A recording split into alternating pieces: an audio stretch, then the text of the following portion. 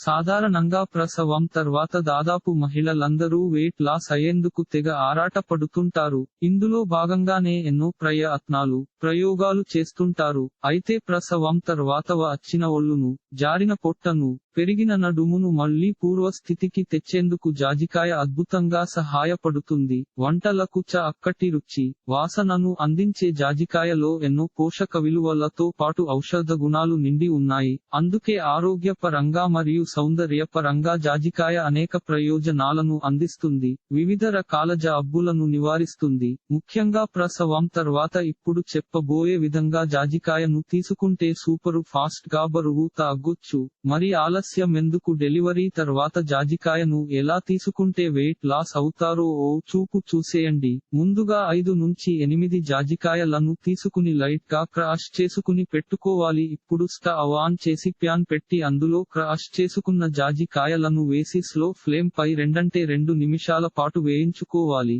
వేయించుకున్న జాజికాయ ముక్కలను చల్లారబెట్టి ఆపై మిక్సీ జార్ లో వేసి మెత్తగా పొడి చేసుకోవాలి. ఇక ఈ పొడిని అర స్పూన్ చప్పున గ్లాస్ గోరు వెచ్చని ఆవు పాలల్లో కలిపి బ్రేక్ ఫాస్ట్ సమయంలో తాగాలి. ఇలా ప్రతిరోజు చేస్తే గనుక శరీరంలో పేరుకుపోయిన కొవ్వంతా క్రమంగా కరిగిపోయి శరీరం మొత్తం మళ్లీ నాజూగ్గా తయారు అవుతుంది. అంతేకాదు జాజికాయను ఈ విధంగా తీసుకుంటే చర్మ సౌందర్యం పెరుగుతుంది.